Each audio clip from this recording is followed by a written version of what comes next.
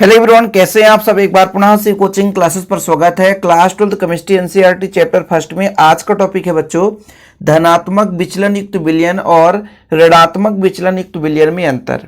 कभी कभी तो 2 नंबर में सीधा क्वेश्चन आ जाता है कि धनात्मक विचलन युक्त विलयन किसे कहते हैं, ये ऋणात्मक विचलन युक्त विलयन किसे कहते हैं, समझाइए। इसका यदि आपको उदाहरण तैयार करना है तो कम से कम 2 उदाहरण तैयार करें, क्योंकि यदि एक भूल भी जाए तो एग्जाम में एक आपसे बन जाए।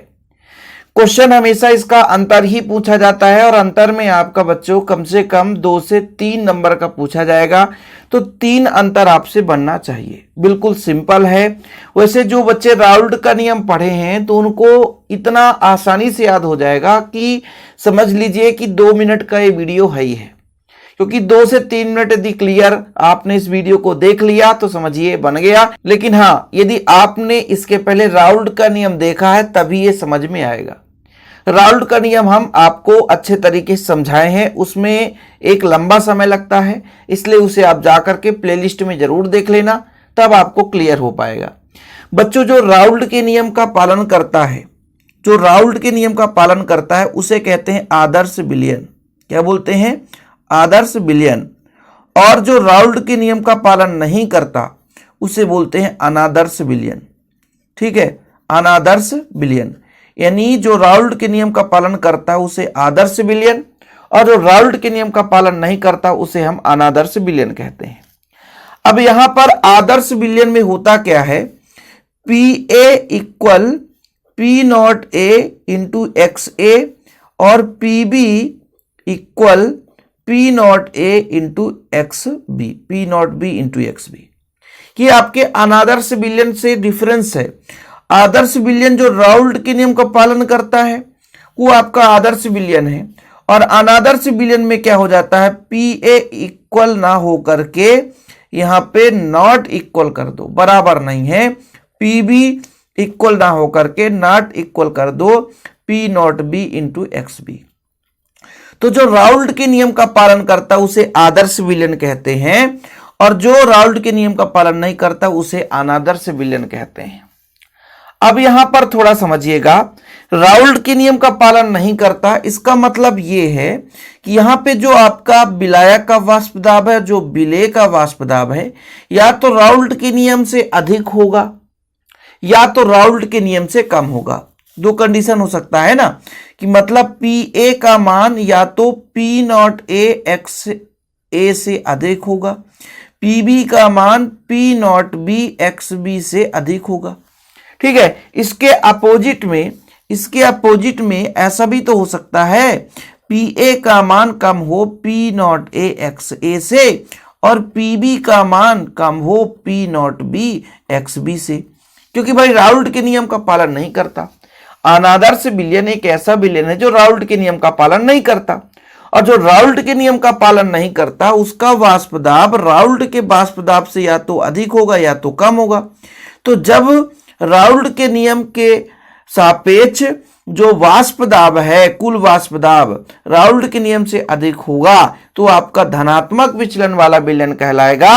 लेकिन वहीं पे जब राउल्ट के सापेक्ष जो कुल वाष्प दाब है वो कम है तो आपका वो ऋणात्मक विचलन वाला विलयन कहला जाता है। राउल्ट का नियम भी किसी विलयन के लिए ही है कि किसी भी विलयन में जब अवाष्पशील विलेय पदार्थ मिला दिया जाता है तो विलयन या विलायक का वाष्प दाब विलायक के ही मूल प्रभाज के समानुपाती होता है। अब इसमें बड़ी लंबी कहानी है कि विलयन या विलायक का वाष्प दाब क्यों बोल दिए, क्योंकि उसमें अवाष्पशील विलेय पदार्थ मिला है, तो जितना विलयन का वाष्प दाब होगा उतना विलायक का ही वाष्प दाब होगा। ये चीजें होता है। तो जो धनात्मक विचलन वाले विलयन होते हैं तो इस प्रकार के विलयन का कुल वाष्प दाब राउल्ट के अपेक्षित वाष्प दाब से अधिक होगा। मैंने कहा ना कि जो राउल्ट के नियम का पालन करता है उसे हम आदर्श विलयन कहते हैं, जो राउल्ट के नियम का पालन नहीं करता वो अनादर्श विलयन। और अनादर्श विलयन के ही 2 प्रकार हैं, धनात्मक विचलन युक्त विलयन और ऋणात्मक विचलन युक्त विलयन। तो धनात्मक विचलन युक्त विलयन जो है, विलयन का कुल वाष्प दाब राउल्ट के वाष्प दाब से अधिक है, और ऋणात्मक विचलन युक्त विलयन में विलयन का कुल वाष्प दाब राउल्ट के अपेक्षित वाष्प दाब से कम है। ठीक बच्चों, अब यहां पे धनात्मक मतलब सब प्लस, यदि आयतन में परिवर्तन हो रहा है तो आयतन में वृद्धि होगी, और यहां पर ऋणात्मक विचलन युक्त विलयन में यदि आयतन परिवर्तन हो रहा है तो आयतन में कमी होगी। ठीक है, यदि एंथैल्पी परिवर्तन हो रहा है तो एंथैल्पी में वृद्धि होगी। ठीक है, यानी ऊर्जा का अवशोषण होगा, ऊर्जा बढ़ेगा, इसका मतलब ऊर्जा का अवशोषण हो रहा है, तब तो उसके अंदर की ऊर्जा बढ़ेगी।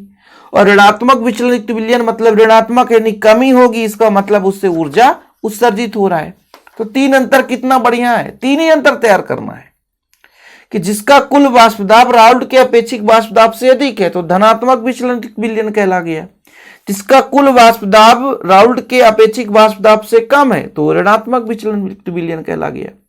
अब धनात्मक विचलन युक्त विलयन में एंथैल्पी की वृद्धि होती है, एंथैल्पी के मान में बढ़ोतरी होती है, मतलब ये ऊष्मा का अवशोषण करता है, ऊर्जा लेता है।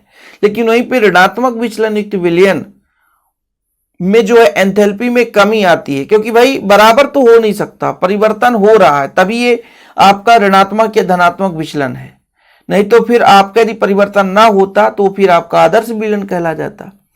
तो यदि एंथैल्पी में परिवर्तन हो रहा है, वृद्धि हो रही है, तो ऊर्जा का अवशोषण होता है बच्चों। तो जो धनात्मक विचलन युक्त विलयन है इसमें ऊर्जा का अवशोषण होगा, इसमें आपका उत्सर्जन होगा क्योंकि कमी आएगी।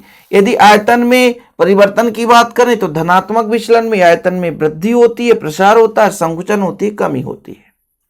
ठीक है, यहां पर देखिए एक निश्चित संगठन पर विलयन का वाष्प दाब अधिकतम तथा क्वथनांक निम्नतम होता है। वाष्प दाब अधिकतम होगा, अधिक होगा, इसमें थोड़ा सा उल्टा हो जाएगा, वाष्प दाब आपका न्यूनतम होगा। कम से कम एक एक उदाहरण तो आपको याद ही रखना पड़ेगा बच्चों, ये आपकी जिम्मेवारी है एक एक उदाहरण याद करने की। आप लोग यहां पर देख लो। ठीक है, यदि आप एथिल अल्कोहल में पानी मिलाओगे तो धनात्मक विचलन युक्त विलयन कहला जाता है। ठीक है, वहीं पे आप HCl और H2O का मिश्रण ले लो बच्चों तो आपका ऋणात्मक विचलन युक्त विलयन कहला जाता है। कम से कम एक उदाहरण तो बनना ही चाहिए। मान लीजिए एक आपसे भूल जाए तो ऑप्शन में भी एक होना चाहिए, इसलिए एग्जाम के लिए कम से कम दो तैयार करो। धनात्मक में आप तैयार कर लो, एथिल अल्कोहल में आप क्या मिला दो बच्चों, पानी। ठीक है, इसमें हमने कहा आप H2O में HCl मिला दो, ये पहला नंबर हो गया। ठीक है, दूसरा नंबर ले लो, CCl4 में आप CHCl3 मिला दो। इसका दूसरा नंबर कोई अच्छा सा उदाहरण बता दो, H2O में आप HNO3 मिला दो। सरल उदाहरण दे रहा हूं, नाइट्रिक अम्ल मिला देंगे, क्लोरोफॉर्मिक कार्बन टेट्राक्लोराइड है। तो दो दो उदाहरण आपको तैयार रखना है। अब ये आपको तो याद ही करना पड़ेगा, इसमें कोई कंप्रोमाइज नहीं है, क्योंकि अंतर यदि पूछा जाता बच्चों तो आपसे बनना चाहिए। फिलहाल अभी के लिए इतना। इस चैनल पे पहली बार है, चैनल को सब्सक्राइब कर लें। और बच्चों इसका हैंड रिटन नोट्स अभी तक नहीं लिए तो शिव कोचिंग क्लासेस का नोट्स ले लें। कॉन्टैक्ट नंबर है 9685299149, 9685292949। प्रॉपर रूप से हैंड रिटन नोट्स आपको दिए जाते हैं। फिलहाल अभी के लिए इतना ही। जय हिंद, वंदे मातरम।